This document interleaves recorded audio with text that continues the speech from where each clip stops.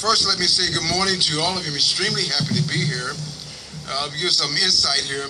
I talked to Mr. Zell this morning. He said that the program will be about 50 minutes, and I told him my speech is about 50 minutes. And he said, nobody can speak that loud and that long. I said, oh, yes, I can. But do not worry, it will not be a 50-minute speech, I promise you. Again, let me say good morning to all of you. I'm honored to be with you this morning as we join together to remember those that gave their life before or for us in the service of our country. In 1868, an official day of mourning was set aside to remember the fallen soldiers who died defending our country.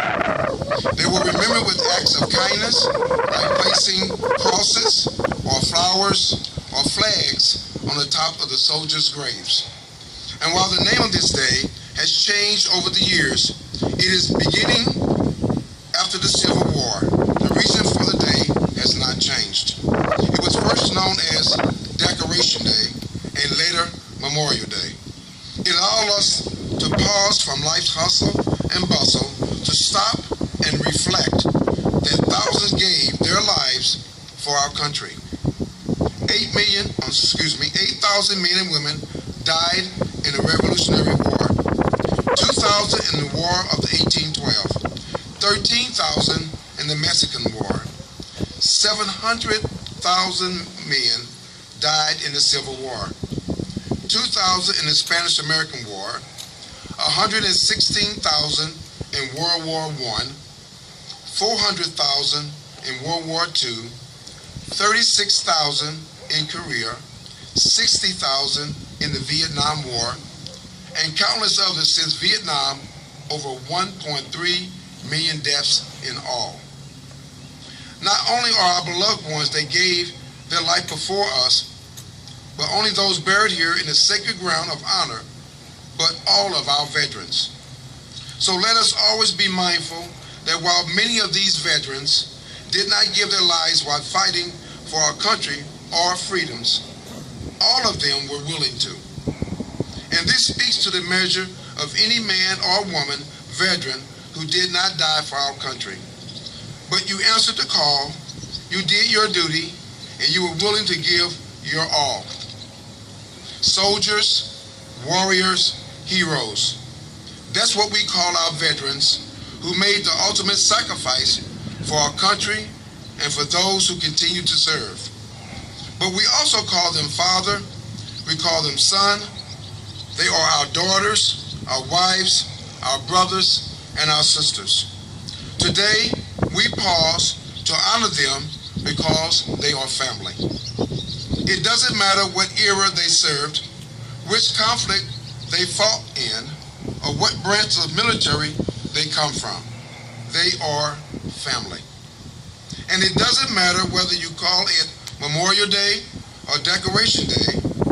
This is the time that America sets aside to honor the soldiers who died in its wars.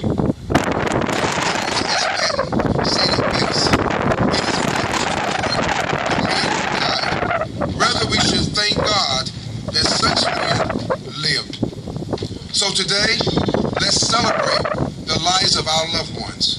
Let's celebrate their legacy. In cemeteries like this all over the country, including Arlington National Cemetery and the Tomb of the Unknown Soldier, services like this one will be held to help us to remember and honor fallen heroes. But we should also take the time to show our respect for those who are still with us. They served their country and would have gladly given their lives while fighting for freedoms we enjoy, but God has another plan for them. There are 19 veterans buried in the field of honor. They were killed in action. But if you ask any veteran standing here today, any one of them will tell you that a piece of them died too every time they lost a brother in battle. And let's not forget the families of those who died in service. We know that when a soldier answers the call of duty, so does his family and all those who love him. We should never forget their sacrifice. They too deserve our respect and appreciation.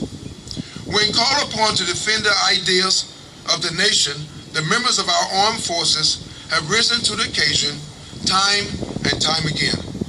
We stand here today, the land of the free and the home of the brave, because of the courage, sacrifice, bravery of men and women of our armed forces. We are the greatest nation the world have ever known because of them. I want to thank the Zell family and the entire staff of Valhalla for hosting such a wonderful event and making this day a very special day. It is an honor and a privilege to share the stage with the concert band and the balladeers from Boeing. I worked at Boeing for 30 years. They never invited me to play my trombone, and they never asked me to sing. I don't know. No, I won't.